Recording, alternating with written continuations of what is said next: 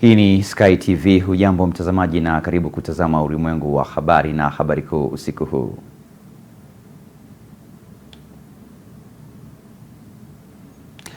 Karibu mtazamaji katika uchambuzi wa habari zetu kutoka hapa Sky TV. Jina langu ni Fredi Cheti.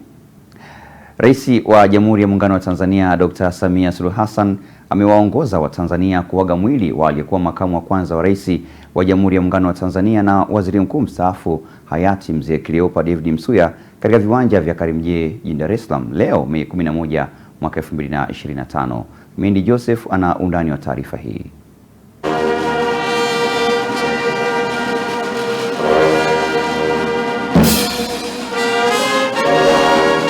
Na huu ni wasifu wa hayati Cleopa Msuya.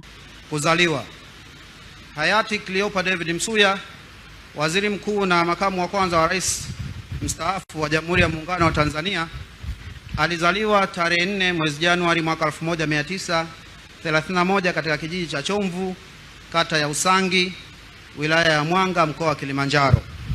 Alikuwa mtoto wa 5 katika familia ya watoto 9 wa marehemu Mzee David Mhako Kilenga Msuya. Elimu. Hayati Cleopa David Msuya alipata elimu ya msingi katika eneo la Usangi. Alisoma shule ya msingi ya Kivindu kati ya mwaka 1939 mpaka mwaka 1942. Pia alisoma shule ya elimu ya kati Usangi Natives mwaka 1943. Alijiunga na elimu ya sekondari ya Old Moshi na kuhitimu kidato cha 4 kati ya mwaka 1944 hadi mwaka 1949. Alijiunga na elimu ya sekondari ya shule ya Tabora Sekondari na kuhitimu kidato cha 6 kati ya mwaka 1950 hadi mwaka 1951 na kuzawadiwa cheti cha Cambridge. Hayati Cleopa David Msuya alijiunga na Chuo Kikuu cha Makerere nchini Uganda mwaka 1955 ambako alisoma akahitimu na kutunikiwa shahada ya kwanza ya sanaa katika historia, sayansi, siasa na jiografia. Historia ya utumishi ya hayati Cleopa David Msuya. Utumishi wa serikali. Hayati Cleopa David Msuya baada ya kuhitimu chuo kikuu alijiunga na utumishi wa serikali na kutekeleza kazi zake katika nafasi mbalimbali kama ifuatavyo. Mwaka 1956 hadi mwaka 1961 alifanya kazi ya afisa maendeleo ya jamii katika serikali ya Tanganyika. Mwaka 1961 hadi mwaka 1964 alifanya kazi katika cheo cha naibu kamishna wa maendeleo ya jamii katika serikali ya Tanganyika. Mwaka 1964 hadi mwaka 1965 alikuwa katibu mkuu Wizara ya Maendeleo ya Jamii na Utamaduni wa Taifa. Mwaka 1965 hadi mwaka 1967 hayati Cleopa David Msuya alikuwa katibu mkuu Wizara ya Ardhi, Makazi na Maendeleo ya Maji. Mwaka 1967 hadi mwaka 1970 hayati Cleopa David Msuya alikuwa katibu mkuu wizara iliyokuwa inahusika na uchumi na mipango. Mwaka 1970 hadi mwaka 1972 hayati Cleopa David Msuya alikuwa katibu mkuu Wizara ya Fedha na Hazina. Utumishi wa kisiasa. Makamu wa Rais wa Jamhuri ya Muungano wa Tanzania Dr. Mpango ameungana na Rais wa Jamhuri ya Muungano wa Tanzania Dr. Samia Suluhu Hassan, viongozi mbalimbali, familia pamoja na waombolezaji mbalimbali. Akizungumza katika tukio hilo, Makamu wa Rais amesema hayati Cleopa David Msuya katika utumishi wake serikalini alikuwa mzalendo, mwadilifu na mchapakazi mahiri. Kwa kweli, kwa kifupi, alikuwa mfano bora wa kuigwa, na tunamshukuru Mwenyezi Mungu kwa zawadi ya maisha yake. Tunathamini uzalendo na mchango wake mkubwa katika maendeleo ya nchi yetu, na ninawaomba viongozi na watumishi wote wa umma kujitahidi kufuata nyayo zake.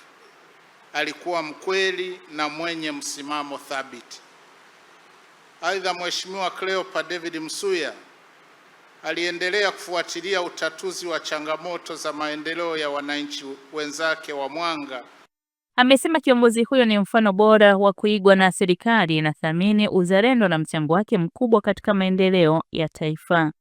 Mindi Josefu, Sky TV. Na Mwenyezi Mungu ailaze roho ya marehemu pema peponi. Amen. Tuangazie taarifa nyingine ambapo askari wanne wa shirika la hifadhi TANAPA wameshikiliwa na jeshi la polisi nchini mkoani Mbeya kwa tuhuma za mauaji ya Kurwa Igembe anadaiwa kuwa ndani ya hifadhi ya taifa ya Ruaha wilayani Mbalali, huku baba wa marehemu akigoma kuchukua mwili wa marehemu akitaka uchunguzi wa kina ufanyike. Taarifa ya mwandishi wetu Upendo Kibetile kutoka mkoani Mbeya inafafanua zaidi. Mauaji haya yametokea Mei 7 mwaka huu, na hapa ndugu wa marehemu pamoja na baba mzazi wa Kurwa Igembe wameeleza tukio hilo huku wakiomba serikali iwasaidie ili haki iweze kutendeka. Mie tarehe 8 asubuhi saa 12 nilipigiwa simu na mwanangu Marieta, akaniambia mzee, inatakiwa uwai kwa mzee ambao ni kwa baba yangu mimi, yeye ni kwa babu yake. Uwai, kuna tukio limetokea. Ng'ombe zimekamatwa TANAPA. Baada ya ng'ombe kukamatwa TANAPA, kuna kijana amejeruhiwa na TANAPA. Wamempiga risasi, amefariki. Uhifadhi wa TANAPA walikuja na ndege helikopta. Wakuta wakitoka mtoni wanachunga, wanarudi wanaelekea nyumbani. Ile ndege ilikuja ikashuka ikasogea chini, mungurumo wake ikazizuia ng'ombe kwenda nyumbani. Hadi kwenye mji mle ndama zilitoka, zilikimbia zikachanganyikana na ng'ombe zinazokamatwa, wakafukuzia kwenda hifadhi. Wakafika wale askari na watoki takupima mtoto wangu kumwangalia zile zinamuua ni nini. Wakati wakamaliza kupima wakaniambia huyo mtoto mzike. Nikakataa, ana haki yangu, ana haki yake. Ng'ombe 550 amienda nazo. Paka leo nakataa serikali paka uchunguze kizuri, nataka uchunguze kizuri, uchunguzi uonekane kizuri. Ni upate kabisa na mimi nipate haki yangu ile wanang'ang'ania. Mganga mfawidhi wa hospitali ya Mission Shimala Norshid Mlidi amekiri kupokea mwili huo, lakini baada hajafanyia uchunguzi, akisubiri ridhaa kutoka kwa ndugu wa marehemu. Na thibitisha kupokea huo mwili, lakini hadi sasa hatujafanyia uchunguzi wowote bila ridhaa ya ndugu wenyewe wenye huo mwili. Lakini pia tunathibitisha mgonjwa pia amepigwa risasi, lakini bado hatujafanya uchunguzi. Kwa tutakapokuwa tumefanya uchunguzi tutawapia ni taarifa. Mkuu wa wilaya ya Mbalali Kanali Maulid Slumbu amekiri kutokea kwa tukio hilo, na hapa ametolea ufafanuzi. Taarifa za awali zimeonyesha kwamba ni kweli mauaji haya yametokana na ukamataji wa ng'ombe zaidi ya 1113 usiku wa kuamkia tarehe 8, wakiwemo ng'ombe zaidi ya 800 ambao wanamilikiwa na mzee Igembe Mahola. Hadi hivi sasa askari 4 wa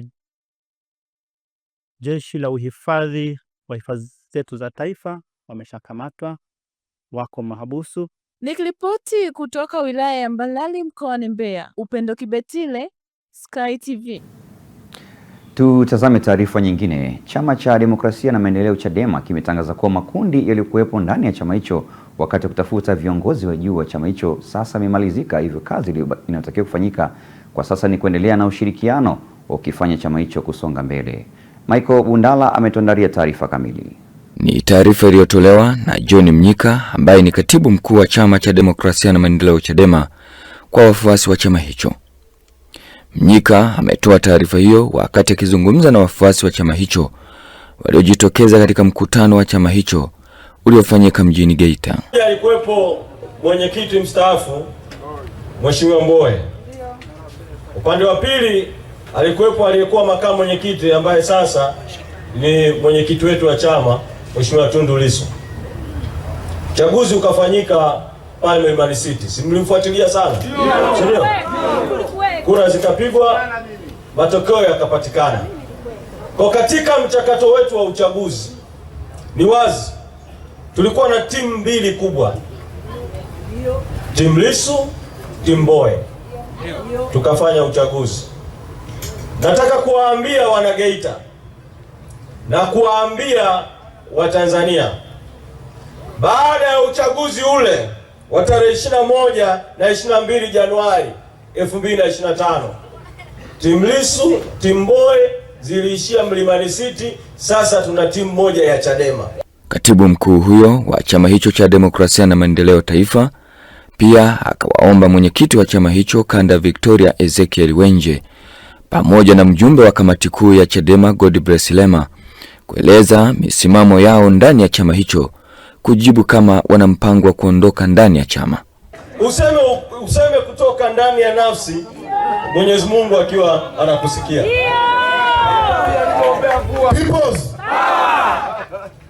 Inaonekana katibu mkuu ameshauriana na nabii.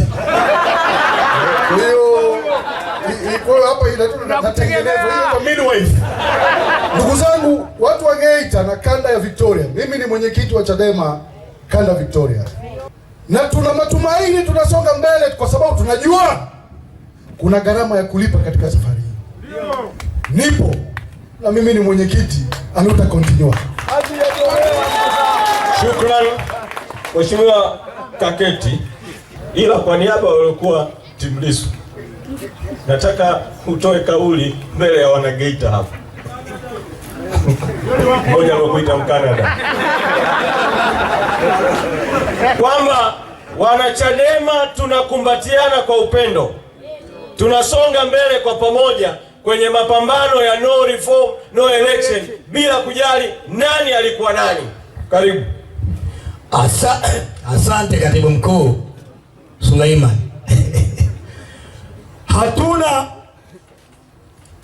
Hakuna timu, ila tuna makusudi katika chama hiki. Chama cha Demokrasia na Maendeleo Chadema kupitia mkutano huo kimedai kwamba hakitashiriki uchaguzi wa mwaka huu mpaka pale baadhi ya mambo yanayofanyika katika michakato ya uchaguzi yatakaporekebishwa ili kufanya uchaguzi kuwa wa huru na haki. Na mtazamaji, unaendelea kutazama Ulimwengu wa Habari, na nikukumbushe tu habari kuu usiku huu. Rais wa Jamhuri ya Muungano wa Tanzania Dr. Samia Suluhu Hassan amewaongoza Watanzania kuuaga mwili wa aliyekuwa makamu wa kwanza wa rais wa Jamhuri ya Muungano wa Tanzania na waziri mkuu mstaafu hayati Mzee Cleopa Livdi Msuya. Kimataifa, Papa Leo wa 14 atoa wito wa amani duniani. Na katika michezo, ligi kuu ya soka Tanzania bara imeendelea leo katika viwanja tofauti.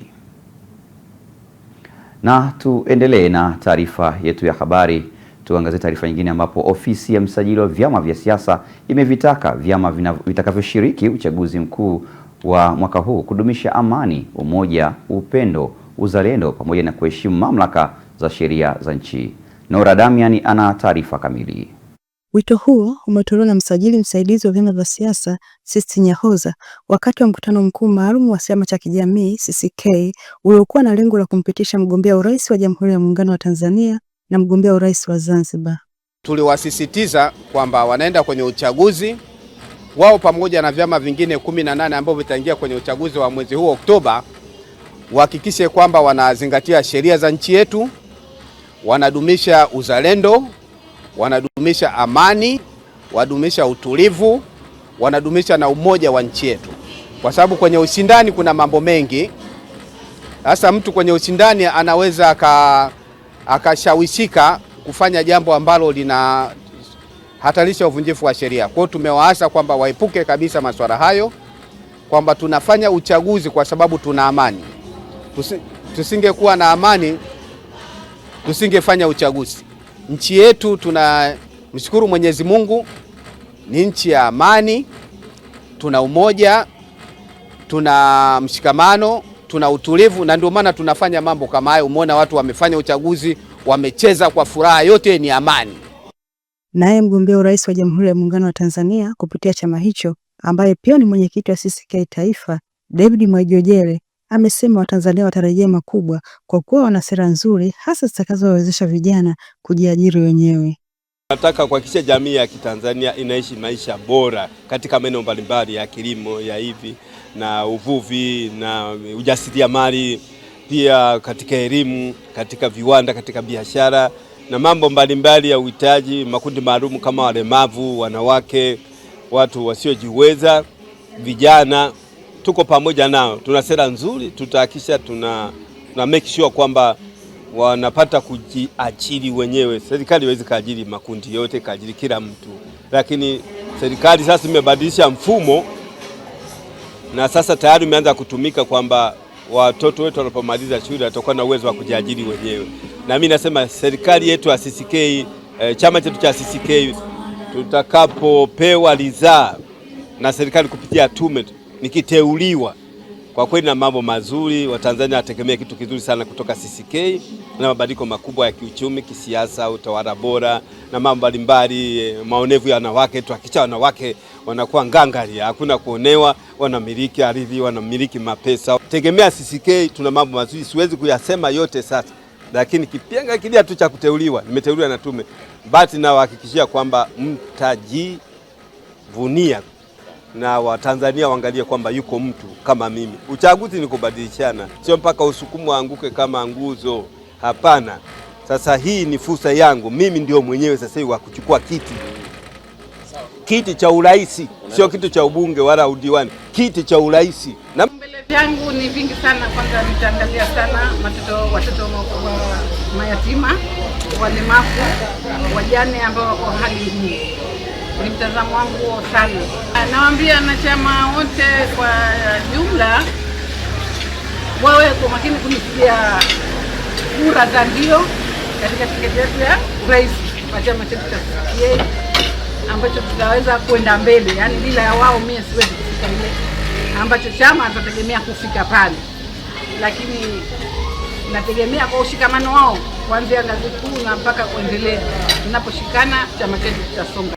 Chama hicho pia kimempitisha Isha Salum Hamadi kugombea urais wa Zanzibar, akiwa mwanamke pekee mpaka sasa kuteuliwa katika vyama vya siasa kupeperusha bendera ya urais visiwani humo.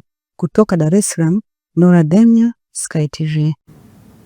Asante sana Nora Damian kwa taarifa hiyo, na tutazame taarifa nyingine ambapo mwenyekiti wa Chama cha Mapinduzi CCM mkoa wa Arusha, Thomas Ole Sabaya, amewataka watendaji wa taasisi zinazotoa huduma mkoani humo kuongeza jitihada kwenye utatuzi wa kero zinazowakabili wananchi, hususan katika sekta ya maji na barabara ambazo zimekuwa kikwazo katika shughuli za wananchi. Hamina Angaewa kutoka mkoani Arusha ana taarifa kamili.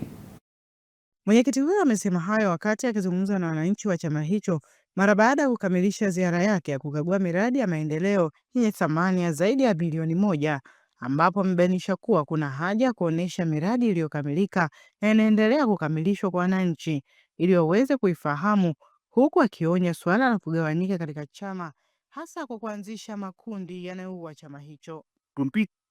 Tuwaonishe waone miradi yetu, tutangaze, tuondoe kero za watu, tuwajulishe tunafika huko mbele ya nusu ya mwaka hatuna kero yoyote katika kaka yetu. Shida mlionayo hapa jiji, tunagawanyika, mna makundi. Mambo ya kupandana masafi, vitu inaitwa safi, ni mputulia chama chetu na hatipo tayari chama tuwawe kwa sababu ya mambo unapo. Msiniigize to yukasuo. Sina.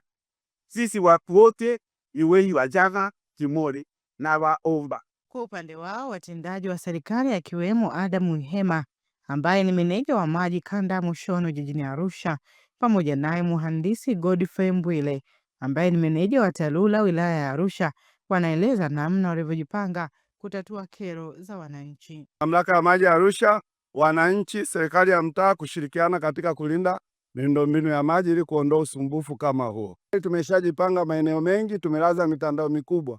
Kwa hiyo tunachofanya ni kuunda ile extension line kwa ajili ya kuwafikia wananchi kidogo kidogo kadri mitandao ilivyokuwa imepita. Lengo ni kuhakikisha kwamba barabara zote zinapitika katika kipindi chote cha mwaka. Na lengo pia ni kwamba yale maji ambayo yameripotiwa kwamba wakati wa mvua yanavamia makazi ya wananchi, tuna mipango mkakati ambayo mipango yetu ni mizuri sana. Mpango mkakati uliopo ni kuhakikisha kwamba maji hayavamii makazi ya wananchi, kwa sababu tuna mpango wa kujenga mitaro mikubwa ya maji. Nikiripoti kutoka mkoani Arusha, mimi ni Amina Ngahewa. Na wabunge wa Bunge la Jamhuri ya Muungano wa Tanzania wametaka kuwepo kwa sera na sheria inayosimamia akili mnemba ili kuweza kunufaika na kudhibiti madhara yanayoweza kupatikana kupitia akili hiyo. Akizungumza katika mafunzo hayo, mwanzilishi na mkurugenzi wa shirika la Omuka Habi ambaye pia ni mbunge wa viti maalum Neema Rugangira amesema pamoja na kwamba Tanzania imeshaanza matumizi ya akili mnemba, lakini bado hakuna sera wala sheria inayozungumzia swala hilo. Kwa upande wake, mbunge wa jimbo la Iringa mjini kupitia Chama cha Mapinduzi CCM, Jessica Msambatavangu amewataka Watanzania kujifunza namna ya kuweka taarifa zao mitandaoni kwa sababu ya akili mnemba haichukui kila kitu nje ya mitandao. Kwa ujumla wake tumejadiliana na mambo mengi na imeonyesha akili mnemba ina fursa nyingi katika sekta mbalimbali, sekta ya afya, sekta ya elimu, sekta ya kilimo na kadhalika. Lakini pia akili mnemba isipotumika kwa usahihi ina changamoto. Kwa mfano, ina changamoto katika ukatili wa kijinsia, ina changamoto pia katika eneo la kurubuni watoto, ina changamoto pia ambayo inaweza kapelekea kufifisha uwezo wetu wa kufikiri kwa kuwa sana tegemezi. Lakini kubwa zaidi ambalo leo nadhani wengi pia limetushangaza, imetuonesha pia namna ambavyo kwa mfano mimi kama mbunge naweza nikaiuliza akili mnemba, kwa mfano naelekea kwenye uchaguzi, naomba unisaidie kuniandalia mkakati wa kampeni. Na ajabu, unapoweka jina lako, unapoweka taarifa zako chache, inakuletea mpango mkakati hadi wewe mwenyewe unaweza ukashangaa, kwa sababu inakuwa na uwezo kwa muda mfupi wa kupima kila kilicho kwenye mitandao yote ambayo yenyewe ina access nayo, na inakupa picha fulani. Kwa hiyo kwa ujumla wake akili mnemba ni kitu ambacho kinatija, lakini tija hiyo ili tuipate ni lazima itumike kwa ufasaha.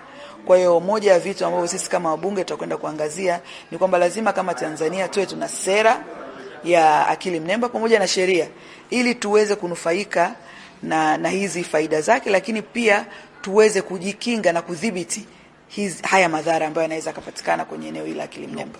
Leo hii akili mnemba unaweza kutengeneza kitu chochote. Yaani ukanitengeneza mimi Jessica nilivyo, na mtu akaamua kunitengeneza anavyotaka yeye na akanitumia anavyotaka yeye. Kwa hiyo wanawake wajue, sasa usichanganyikiwe kwa hilo. Kwamba mtu ameamua kukutengeneza wewe unafanya jambo la ajabu, ukachanganyikiwa, ujue ndo dunia ilivyo. Kwa hiyo wewe unachotakiwa uiangalie, uipuze. Lakini kingine tunatakiwa kujifunza namna tunavyoweka taarifa zetu kwenye hii mitandao, kwa sababu akili mnembe haichukui kitu nje ya mtandao. Kwa hiyo mambo yako mengi utakuwa umeyafidi mwenyewe mle, matendo yako, mambo yako, picha zako, watoto wako, usijui mmeo. Kwa mtu akitaka kukuunganisha, kuchukua kipande cha mume wako na wewe na hivyo akakuunga, atapata picha kamili. Kwa hiyo sasa unachotaka wewe mwenyewe ujifunze zaidi. Hiyo akili mnembe, nenda kwenye simu, sema nifundishe namna ya kutumia hizi social media. Itakupa kwamba kipi ni hasara na kipi sio hasara. Ndivyo tulikuwa tunafundishwa hapa leo. Kwa hiyo mimi niwaondoe hofu. Haijaja kupola ajira ya mtu yote, imekuja kuboresha ajira, imekuja kukuanzishia ajira. Hii akili mnembe haijaja kumbagua yoyote, imekuja kukufanya kwamba dunia unayoishi ina mambo mazuri na ina mambo mabaya. Leo hii akili mnembe inaweza katengeneza mama yako anakukaba usiku. Kama una akili utaenda kuona mama yako mwanga, kumbe sio mtu katengeneza tu picha. Kwa haya mambo unatakiwa wewe ujifunze, uwe aware, kwa sababu dunia ndivyo ilivyo. Sasa Tanzania tukikataa, Kenya wanatumia, Rwanda wanatumia, dunia nzima inatumia, sisi tutaishi kisiwa? Haiwezekani. Kwa mimi kwanza nashukuru kwa kutuletea semina hii, kwa sababu sisi kama wabunge ndio vinara. Na mimi nikienda kwenye kampeni nitawaambia, kwa mtu atakaye kuja kuwa adui yangu, mkiona kanitengenezea picha ya ajabu, msio na msishangae, hiyo ni akili bandia na hiyo picha ni bandia. Mbunge wenu mimi original Jessica nipo, hayo mambo siwezi kufanya. Na nyie mkitengenezewa pia msiwe na wasiwasi. Kwa kama mbunge nimepata knowledge ya kutosha kwa ajili ya kushare na watu wangu, kujiprotect mimi mwenyewe na kujipanga kufaidika na faida zilizopo kwenye hiyo akili mnembe, lakini pia kujipanga kuresist mapigo yanayokuja kunibomoa kupitia hiyo artificial intelligence. Wananchi mkoani Babati wameaswa kuacha tabia ya kujitibu nyumbani pindi wanapojihisi kuumwa, badala yake kwenda katika vituo vya kutolea huduma za afya kwa ushauri na vipimo zaidi. Undani wa taarifa hii anayo mwandishi wetu Virginia Paul. Wito huu umetolewa wilayani Babati mkoani Manyara na mfamasia mwandamizi kutoka Baraza la Pharmacy Tanzania Bi Anna Tema wakati akitoa elimu ya afya kuhusu matumizi sahihi ya dawa kwa wananchi waliohudhuria kupata huduma za afya katika hospitali ya mji wa Babati, ikiwa ni mwendelezo wa Baraza la Famasi wa utoaji wa elimu ya afya kwa jamii kwa kushirikiana na sehemu ya elimu ya afya kwa umma.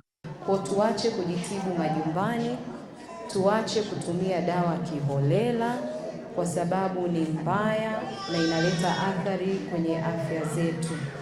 Muda ambao wewe ungetakiwa kuutumia kwenye shughuli za kiuchumi, unautumia muda huo hospitalini, si ndio? Na tunawategemezi. Kwa hiyo tujitahidi pale tunapoumwa, twende kwenye kituo cha afya kilicho karibu. Kingine tunawasihi, sio kila sehemu mnatakiwa kwenda kuchukua vipimo. Narudia kule, maabara ziko nyingi sana huko mtaani, lakini sio kila maabara ni maabara ambayo ni rasmi. Jiridhishe kwamba ili eneo linaloenda kuchukua vipimo, je, ni maabara rasmi, limesajiliwa? Akiwa katika soko kuu la Babati, ameshauri jamii kupima kwanza na kupata ushauri wa daktari kabla ya kutumia dawa. Dawa kiholela kwa sababu ni mbaya na inaleta athari kwenye afya zetu. Muda ambao wewe ungetakiwa kuutumia kwenye shughuli za kiuchumi, unautumia muda huo hospitalini, si ndio? Na tunawategemezi. Kwa hiyo tujitahidi pale tunapoumwa, twende kwenye kituo cha afya kilicho karibu. Kingine tunawasihi, sio kila sehemu mnatakiwa kwenda kuchukua vipimo. Narudia kule, maabara ziko nyingi sana huko mtaani, lakini sio kila maabara ni maabara ambayo ni rasmi. Jiridhishe kwamba ili eneo linaloenda kuchukua vipimo, je, ni maabara rasmi, limesajiliwa? Kwa upande wake, Eric Bakango kutoka baraza hilo amesema ni muhimu kufuata maelekezo sahihi ya wataalamu wa afya katika kulinda afya bora. Leo tuko hapa mkoani Manyara tukiendelea na kampeni yetu ya kuelezea wananchi juu ya majukumu mbalimbali yanayohusu Baraza la Famasi. Lakini pia tunatoa elimu ya matumizi sahihi ya dawa kwa wananchi. Wito wetu kwa jamii, tunasisitiza kwamba wananchi kabla ya kuanza kujitibu wenyewe wanatakiwa wafike katika vituo vya afya kuweza kupima afya zao, waweze kugundulika na ugonjwa unaowasumbua ili waweze kupewa dawa sahihi kwa maelekezo sahihi na kutumiwa kwa sahihi ili kuweza kuponya magonjwa yanayowasumbua. Hii itasaidia kulinda afya yetu, kulinda familia zetu na kulinda jamii nzima ili tuweze kuwa na jamii yenye afya iliyo bora. Nao baadhi ya wananchi wa Babati akiwemo Babu Majoka ameishukuru serikali kupitia Baraza la Famasia Tanzania na sehemu ya elimu ya afya kwa umma kwa kuendelea kutoa elimu kuhusu matumizi sahihi ya dawa. Furahi kwa ujumbe sahihi, manake huwa kuna maduka bubu ya dawa za binadamu, duka ambazo hazijasajiliwa, unaweza kauza hata dawa zilizo expire, hata ukitaka kuwakamata utashindwa kuwapata. Lakini tunashukuru kwa maelezo walotupa, ni maelezo mazuri, na kuna nembo wametuonesha kwamba utakapoingia kwenye duka la dawa, angalia mlangoni au kwenye zile kabati zao, ukiona nembo kama ile ujue duka hii sahihi imesajiliwa. Na duka ambayo haijasajiliwa kwa kweli tujaribu kuwapa taarifa. Mimi naitwa Mama Adia, jina lingine naitwa Asia Haya. Niko hapa soko kuu nafanya biashara ndogo ndogo. Nawashukuru sana farmers kwa sababu wamekuja kutuelimisha kutokana na hizi dawa ambazo tunakuja kupewa kwenye mahospitali ambayo hayajapimwa. Lakini kwa sasa hivi tunashukuru mmekuja kutuelimisha, wamama, wa baba, inatakiwa mkapime, mpate kujua kwamba mnaumwa nini. Ikumbukwe kwa Baraza la Famasi Tanzania kwa kushirikiana na sehemu ya elimu ya afya kwa umma limeendelea na kampeni maalum ya utoaji wa elimu ya afya katika mikoa ya Pwani, Morogoro, Singida, Manyara, Kilimanjaro na Tanga. Mimi ni Virginia Paul, Sky TV. Mtazamaji, tunapata mapumziko mafupi na tukirejea tutaangazia katika habari za kimataifa ambapo tutaungana na Pius Jeunga katika habari hizo, ambapo huko kubwa zaidi ni Papa Leo wa 14 ametoa mwito wa amani duniani.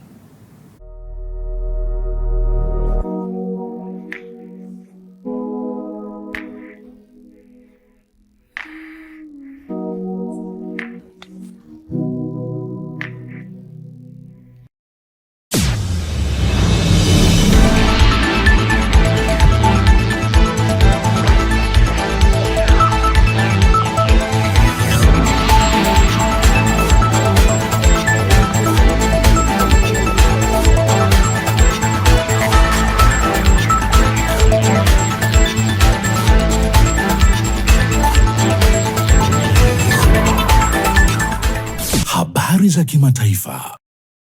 Ni wasaa wa habari za kimataifa. Karibu tukianzia mjini Vatican. Papa leo ameongoza sala yake ya kwanza ya baraka ya Jumapili kwa kuhimiza amani duniani. Maelfu ya waumini wa kanisa Katoliki wamemiminika Vatican mjini Roma kushiriki misa ya Jumapili, ambapo Papa Leo wa 14 ameongoza kwa mara ya kwanza sala ya baraka ya Jumapili tangu alipochaguliwa kuliongoza kanisa hilo duniani. Miongoni mwa mambo aliyoyatanguliza kwenye hotuba yake, ametoa wito wa kufikiwa amani ya kweli na ya haki itakayodumu nchini Ukraine, huku akisisitiza juu ya kusitishwa vita katika ukanda wa Gaza pamoja na kuachiwa huru kwa mateka wanaoshikiliwa na kundi la Hamas. Kadhalika amewahimiza viongozi wa dunia kutounga mkono vita duniani, akisema umefika wakati wa kuachana na migogoro.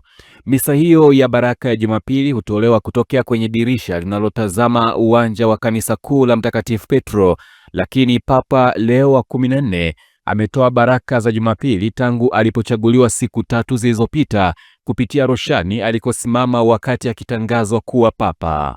Misa ya baraka ya Jumapili ni ibada muhimu kwa Wakatoliki, ikiwa pia ni fursa ya kipekee kwa waumini wa kawaida ya kumuona papa kwa ukaribu zaidi. Papa Leo wa 14 siku ya Jumamosi aliwahutubia makardinali, ambapo alijishusha mbele ya kanisa akisema yeye ni mtumishi mnyenyekevu wa Mungu na hakuna zaidi ya hivyo, na pia ni mrithi asiyekuwa na thamani yoyote wa Mtakatifu Petro. Kwingineko, rais wa Urusi Vladimir Putin amependekeza kufanyika kwa mazungumzo ya ana kwa ana na Ukraine katika siku za usoni ili kupata amani ya kudumu na kumaliza mzozo kati ya mataifa hayo mawili. Akizungumza mapema leo Jumapili, Putin amependekeza kwa majadiliano hayo yafanyike mjini Istanbul nchini Uturuki Mei 15. Hata hivyo, hakusema lolote kuhusu mapendekezo ya awali yaliyotolewa na washirika wa Ukraine ya kusitisha vita kwa siku 30 yanayoungwa mkono na Marekani. Ametaka majadiliano anayoyapendekeza yafanyike bila masharti yoyote na kuwa angezungumza na rais wa Uturuki Recep Tayyip Erdogan asaidie kuyawezesha. Rais wa Ukraine Volodymyr Zelensky amesema ni ishara nzuri kuwa Urusi imeanza kufikiria kuvimaliza vita, lakini hatua muhimu ya kufikia hatua hiyo ni kuanza kusimamisha mapigano Mei 12. Kwa upande wake, rais wa Ufaransa Emmanuel Macron ameukosoa mpango huo wa Putin, akisema usitishaji vita bila masharti hautanguliwi na mazungumzo na kuwa Putin anatafuta njia ya kuchelewesha usitishaji wa vita. Na hatimaye, India imesema kuwa Pakistani imekiuka mara kadhaa makubaliano ya kusimamisha mapigano, saa kadhaa baada ya rais wa Marekani Donald Trump kutangaza kuwa nchi hizo mbili zimekubaliana kusitisha uhasama. Waziri wa masuala ya kigeni wa India Vikram Misri, katika mkutano na waandishi wa habari, amesema Jumapili Mei 11 mwaka huu kuwa vikosi vyake vimechukua hatua stahiki dhidi ya upande wa pili kutokana na ukiukwaji huo. Awali, kituo cha habari cha Times Now kiliripoti kuwa milipuko ilisikika katika mji wa Srinagar pamoja na uwepo wa droni ya kigeni kwenye eneo la mpaka wa India na Pakistani. Waziri wa habari wa Pakistani Ataullah Tarari amekanusha shutuma hizo na kuwa madai yaliyotolewa na vyombo vya habari vya India hayana msingi wowote. Wizara ya masuala ya kigeni ya Pakistani yenyewe imesisitiza kuwa bado Islamabad imedhamiria kuendelea kutekeleza makubaliano ya kusitisha vita. Mwisho wa habari za kimataifa. Mimi ni Pius Jayunga. Asante sana Pius Jayunga kwa mkusanyiko huu wa habari za kimataifa. Na sasa tunakwenda mapumziko mafupi. Tukirejea hapa moja kwa moja tutaungana na mwanamichezo wetu Johannes Michael katika habari za michezo na burudani.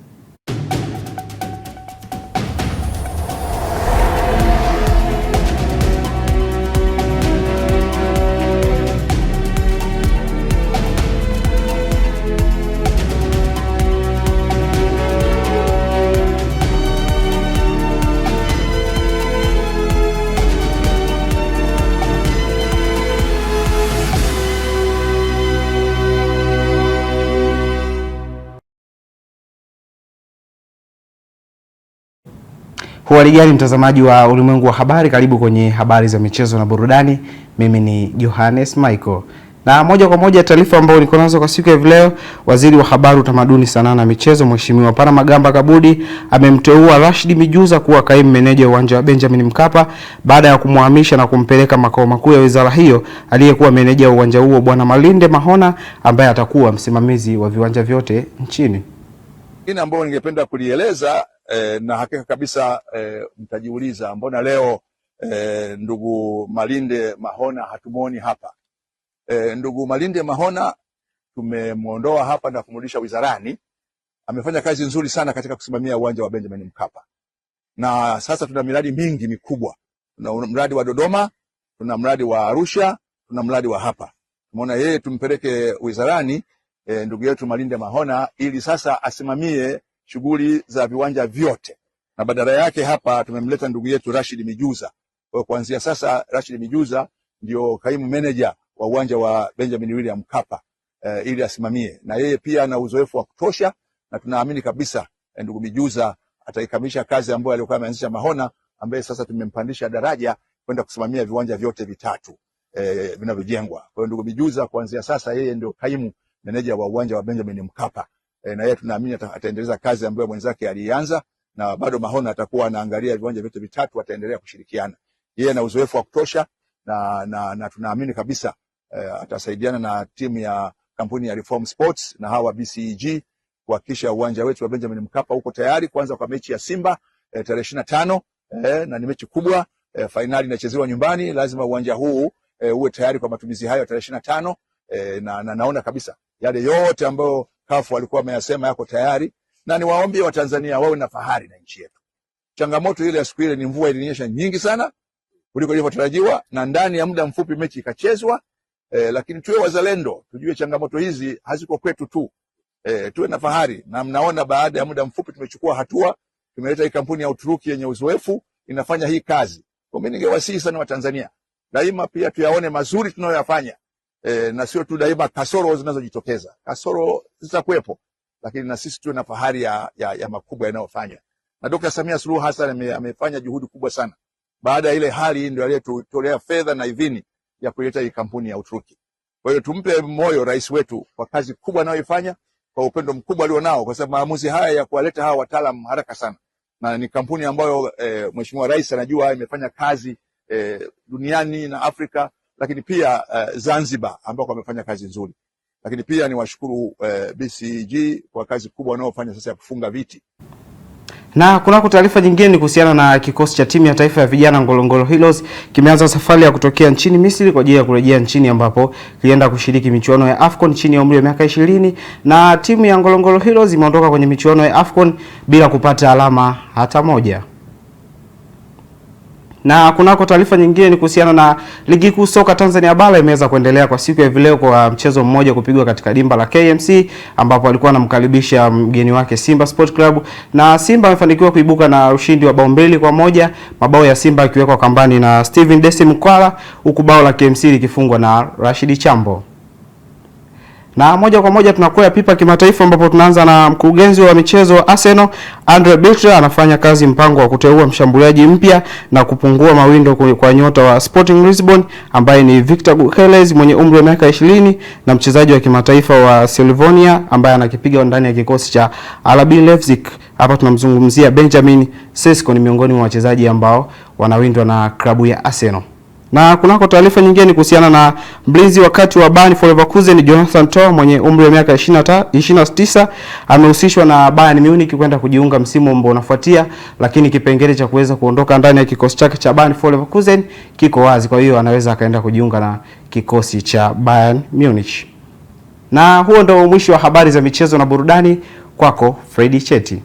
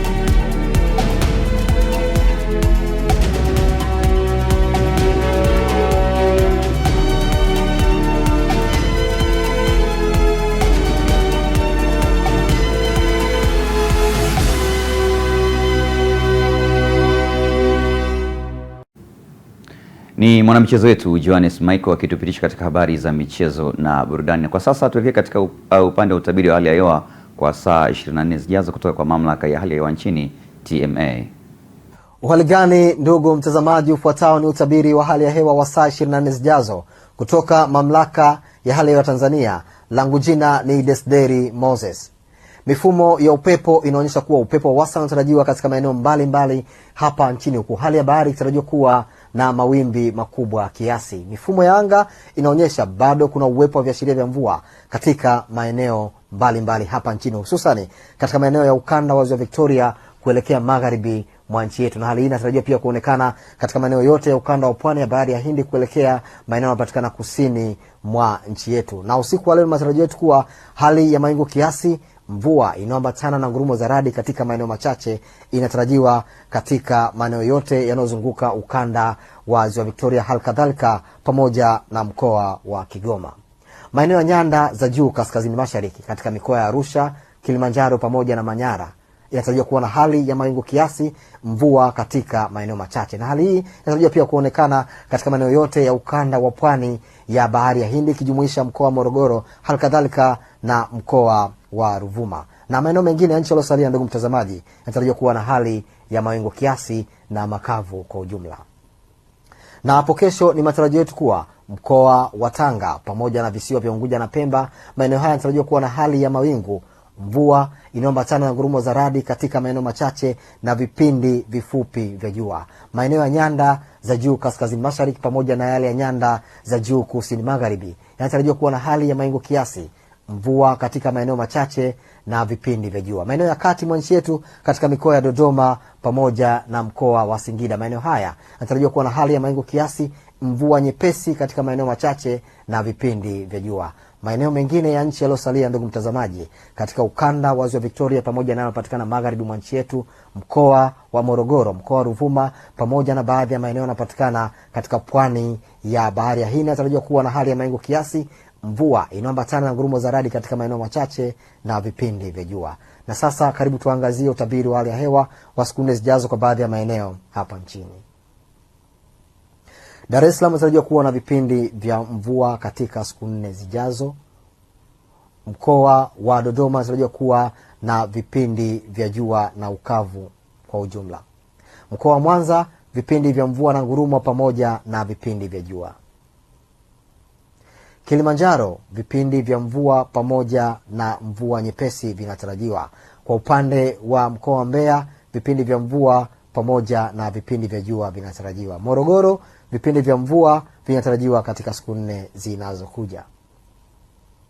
Arusha vipindi vya mvua pamoja na mvua nyepesi vinatarajiwa. Na kutoka mamlaka ya hali ya Tanzania hatuna la ziada hadi wakati mwingine. Asante. Na mtazamaji, na kwa nukta hiyo ndivyo ambavyo tunafika tamati kwa siku ya leo katika ulimwengu wa habari. Ni sema asante kwa watu wote ambao wameshiriki kuandaa ulimwengu wa habari kwa siku ya leo. Kwa niaba ya timu nzima, jina langu ni Fredi Cheti. Uwe na wakati mwema.